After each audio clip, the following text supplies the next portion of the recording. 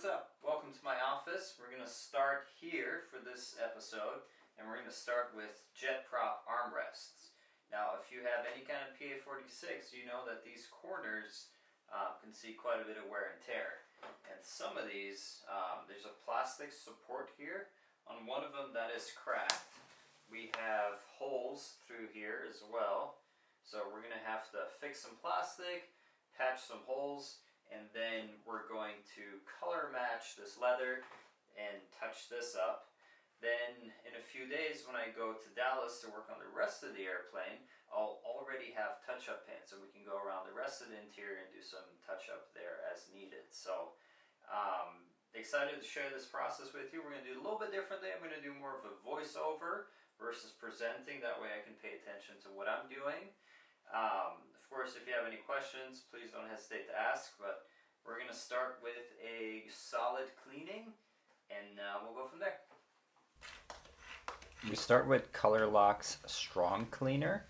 Not only will this get any grime off, it'll also take off any old repaints. So these weren't repainted at one point, but it's very important to make sure that we get down to the original color so we can color match the original, not someone else's interpretation of this version of gray or the kind of aged version of gray. So you can see right side good deal lighter than the left side, and the right side's the color that we want to match. Now this armrest actually has some broken plastic backing, so we're gonna stabilize that first with some epoxy. We're just gonna peel the leather off a little bit so we can get access to the plastic and make sure we can get a good stable support before we start doing restoration work on it.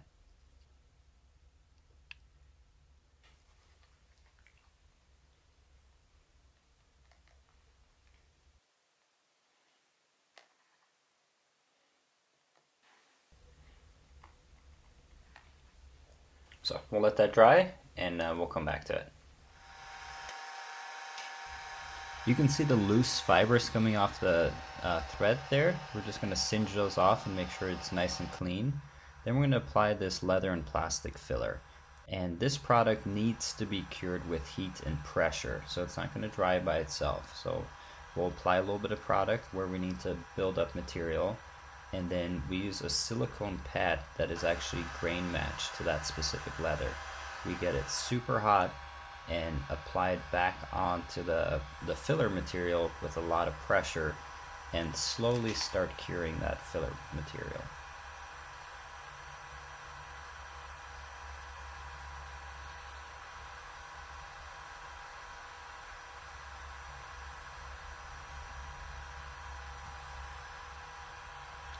So the filler turns translucent after it's cured, and you can see there's still a little bit of white left in there. That heat doesn't always penetrate all the way, so it generally takes multiple applications of heat and filler to kind of get the desired product. It's always better to work in light layers versus having a really thick glob on there.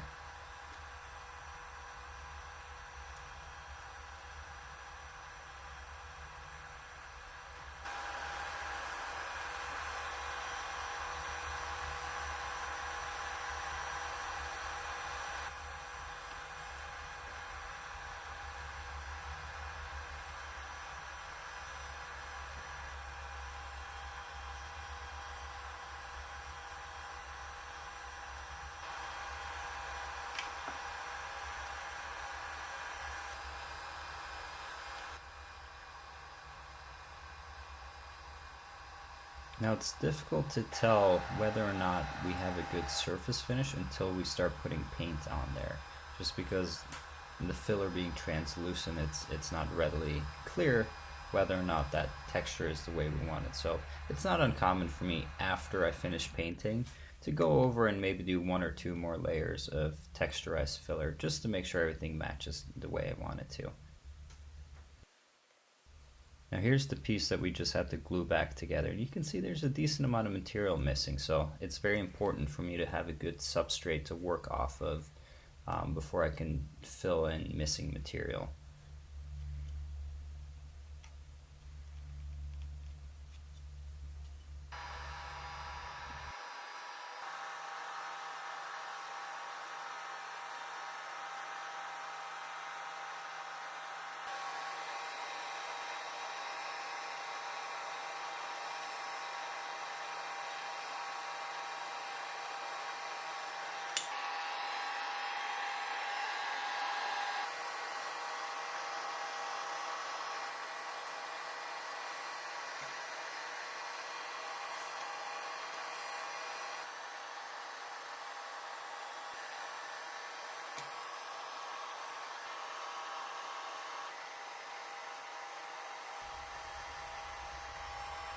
So we got a lot of missing material restored here. After paint, I'll go over it again and make sure it's the way I want it to, but for now, I'm pretty happy with how that turned out.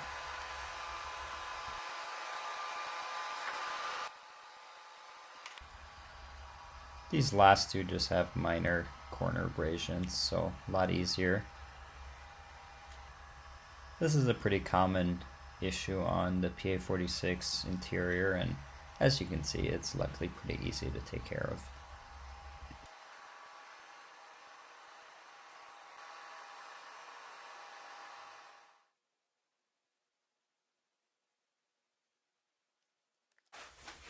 So now it's paint time. I had some old Malibu paint. It wasn't quite as close of a match as I was hoping because it was from a different year, different model. But you can kind of see what the color matching process looks like here. So take a little bit of paint, dab it on the surface, make sure it's dry. Its color changes as it dries, and you can see that it's just not quite a good match, right? It's a little Bordeaux, violet-ish, purple. You figure out what is the color change, find the opposite of that color, so in this case green, and we're going to add a little bit of green to shift that tint back. And this is definitely one of those things where you'd either add too little than too much, because it's a lot easier to add more than to backstep. You were closer but not quite there yet, and in this case I seem to think that orange was the solution. This is the most time-consuming part for me. That's why I like doing this at home instead of do it on the go while playing side. And I'm not showing you every iteration I went through. It took a few steps to get there. And when I think I'm happy with the color match, I actually check it under 2 different color lights as well to make sure there's no surprises. Sometimes a warm light or cold light can actually show you that you weren't quite there yet. Then we also do a test spot over a repair because we're gonna want to see how this looks on top of the translucent filler material. And if I'm happy with that and it kind of passes the light check, then we strip it all back off. So the paint I mixed here is not actually ready to go for our application. So we're going to wash it back off with a strong cleaner, and we're going to mix it in with a leather fresh substrate. So this paint by itself is designed to be sprayed over a primer and then topped with a clear coat. We're mixing it with kind of a one-step product, so we don't need the primer and we don't need the clear coat, so it gives us more durability. We use about 70% leather fresh, 30% pigment, and that also helps make the paint less shiny. So if you notice on my test spots, the paint was kind of too glossy, and by mixing it with this solution, it's going to be much closer to the OEM finish. And once I have this solution, I can also take this with me to the airplane. So when I'm doing touch-up on the airplane, it's going to be real easy to just come in and brush or sponge it on. In this case, I like sponging it on because it helps you give a little bit of that OEM grainy texture as well. We're using lots of light, thin layers to build up a film of paint, and once it's dry, we can also see about that texture. So if I'm not happy with the texture, I can always add more filler material too. Because these armrests have white stitching on them, it's not appropriate to airbrush the paint on because I don't want to get the white threads covered up in gray. So that's why sponging again is easier, and just using a small brush to get in between those threads on the tighter areas.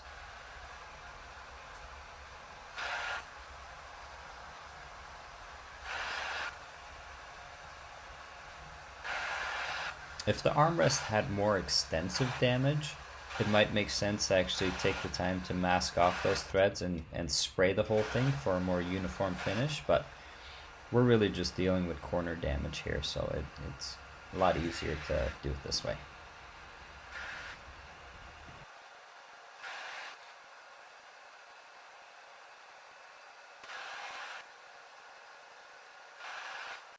There we go. In just a couple hours, we restored these armrests, which just about every PA-46 has this problem, it seems. And the solution is really quite simple. Here's that worst one before and after.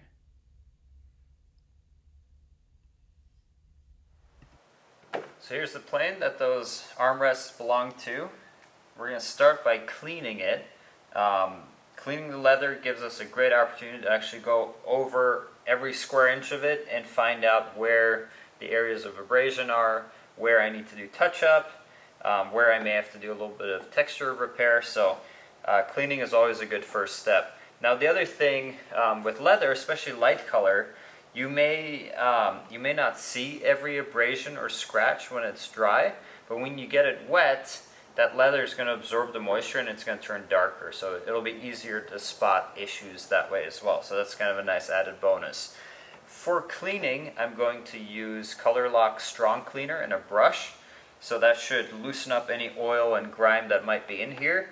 And then it'll float it up, and we'll use a microfiber towel to wipe it up so it doesn't soak back in there. Once that's done, we'll kind of inventory all the defects and come up with a plan.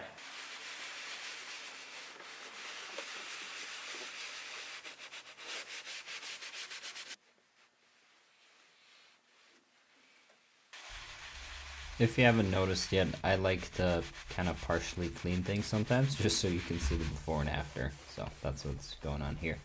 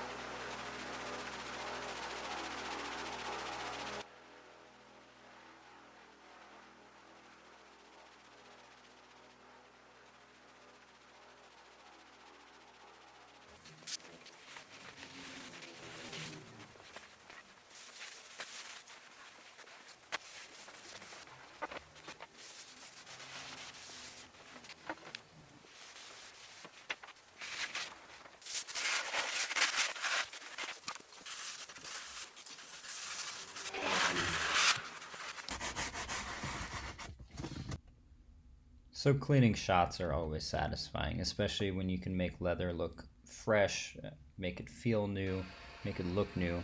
But we can't always fix things like that, right? So that's why we have the color match touch-up paint and go around and touch up any small abrasions like that.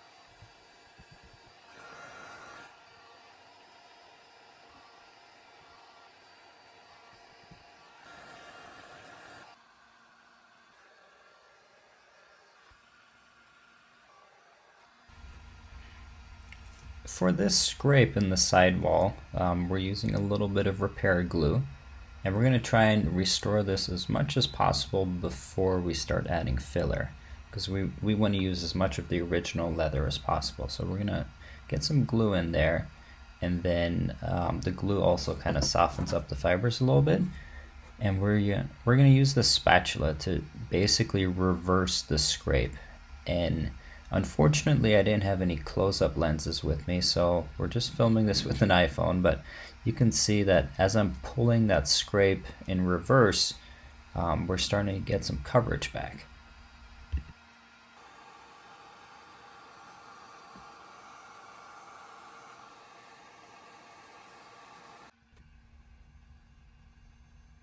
Before using the leather and plastic filler, I'm actually going to put some paint in this scratch first, which should help cover up the black underneath there a little bit easier. We won't have to use as much touch-up paint after the fact.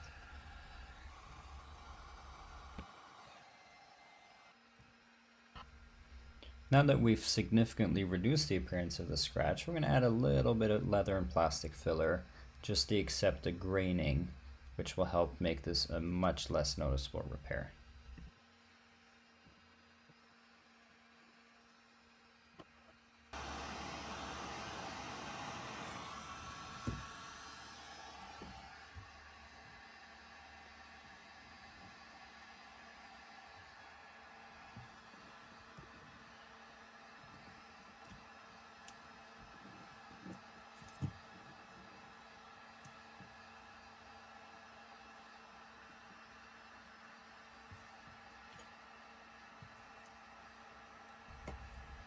So it looks like we need just a little bit more filler.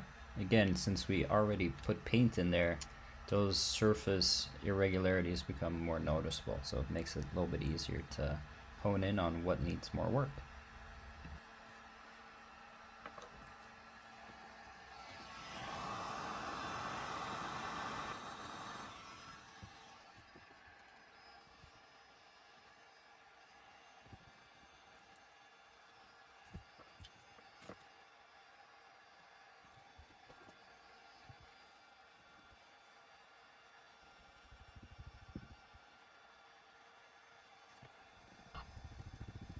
So we add in a few layers of paint, and after that, once it's completely dry, you just give it a very light sanding, and that helps even out any texture issues that we might have.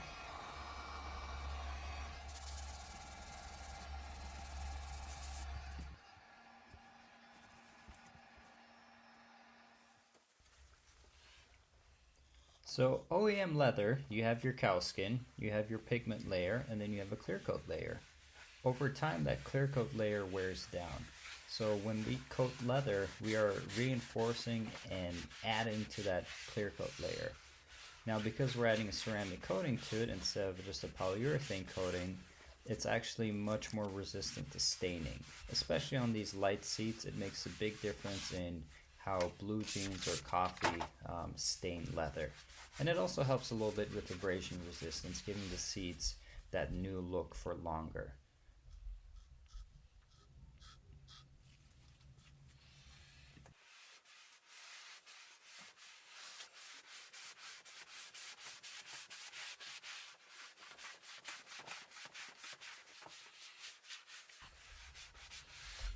The coating is applied on a damp surface, and although it initially looks like it's going to be a little bit shiny, once the coating is dry, it's just as matte as the OEM finish, so it doesn't really affect how the seats look, other than the fact that they just end up looking clean longer.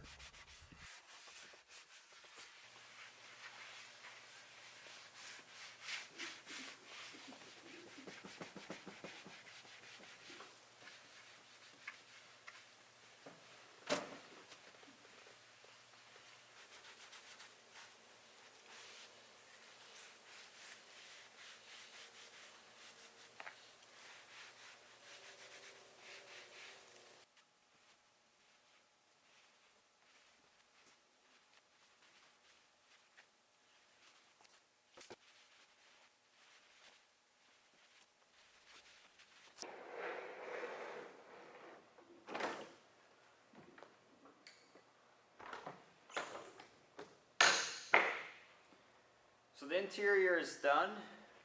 We cleaned the leather, we touched it up, and coated it. So that's all done. I'm going to put these cushions back inside tomorrow. We'll let them dry a little bit. Tomorrow, we are also going to work on the exterior. So we're going to do a wash, paint correction. I'm seeing a lot of little scratches and wash marks.